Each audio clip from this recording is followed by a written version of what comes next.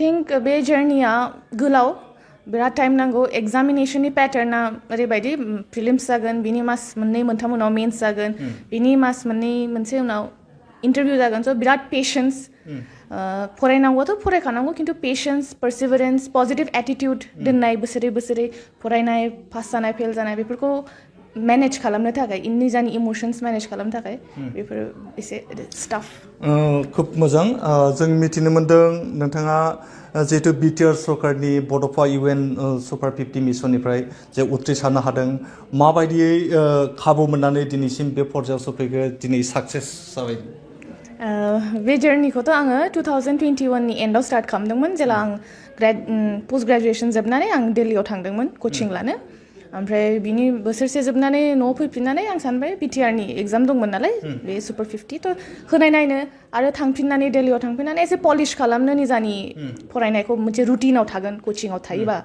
थ' बे हिसाबै मोजां मोनदों बे स्कलारशिपआबो बहुत मानसिखौ हेल्प खालामदों बिराद बे मोजां इनिशिएटिभ आरो दा मा बुंहोनो सानो दिनैनि समाव जिहेतु बे मिशननि गेजेरजों दायो नोङो ACS जानो थांगासिनो दङ स्पेसियेलि सरकारखौ माने बिदि स्किम्सफ्रा नांगौ स्पेशलि जोंनि एरियायाव जेराव मानसिनाव टेलेन्ट दं खिन्थु अपरचुनिटिस गैया माखासे आरो गाइडेन्स होग्रा रावबो गैया लुगैबाबो मिथिया माबोरै मा खालामनांगौ स' बिदि जेला गभर्नमेन्टआ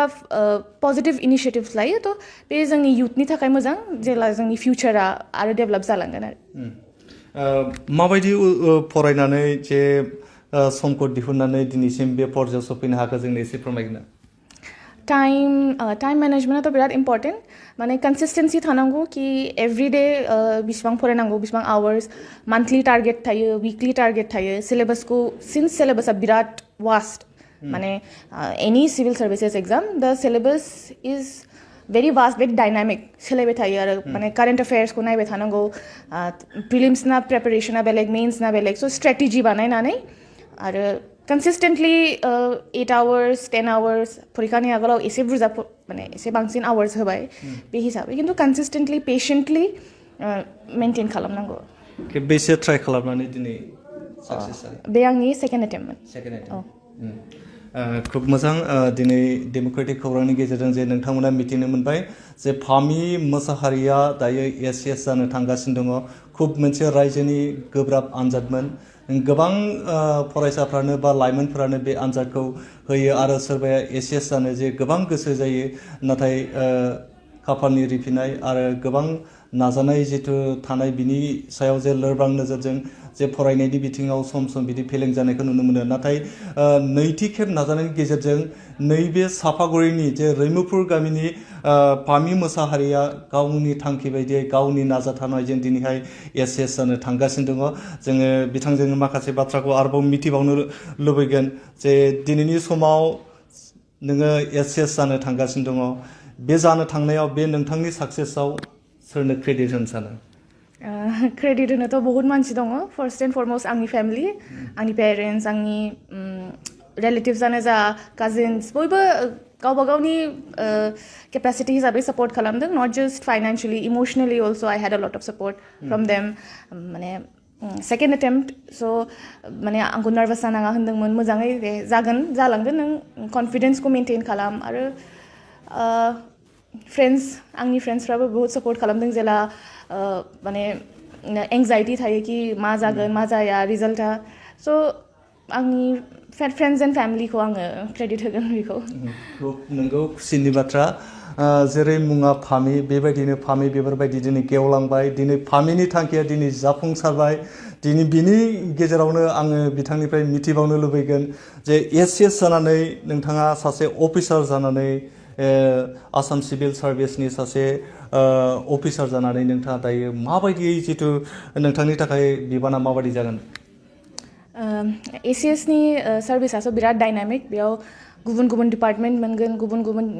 चेलेन्जेस थागोन माल्टिटास्किं खालामनांगोन माने बेलेग बेलेग साप'ज आंथ' सिभिल सार्भिसनि पुलिस ओमफ्राय एकाउन्ट्स माने सब डिपार्टमेन्टजोंनो क'अर्डिनेट खालामनानै जोंनि जेसेबां डिउटिस दं अफिसियेल डिउटिस प्लास जेसेबां डेभेलपमेन्टेल प्रजेक्ट्स थायो बेफोरखौ नायनांगोन सुपारभाइज खालामनांगोन आरो पाब्लिकजोंबो मोनसे मोजां रिलेसन बानायनानै दोननांगोन खुब मोजां जिहेतु जों मिथिनो मोन्दों जे बर' हारिनि गेजेराव जों दासिम मिथिनायाव 15 बिजाथिफ्रा उथ्रिसारनो हादों आरो बिनि गेजेराव जे सानै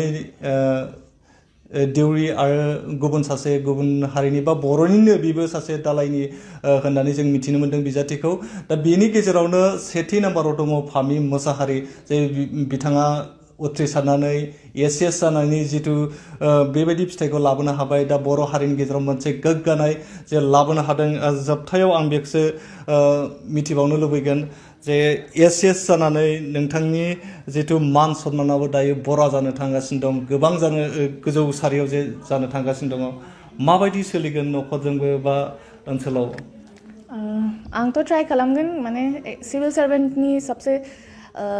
प्रायरिटी जिथु डिउटि थायो बे थायो कि सार्भिं द पाब्लिक आरो ल एडमिनिस्ट्रेशना स्मुथलि सोलिथों मानसिफ्रा एडमिनिस्ट्रेशनखौ ट्रास्ट खालामथों माने कोअपारेटिभ एफर्टजोंसो डेभेलपमेन्टआ फैगोन इनक्लुसिभ डेभेलपमेन्ट जेखौ बुङो आरो दा मामि पापाबो गोजानाव थानांसिगोन दामानि न'आव दंथ'योमोन मिस खालामगोन खिन्थु बे मोनसे मोजां निउ स्टार्ट टु माय लाइफ सो आइ एम भेरि एक्साइटेड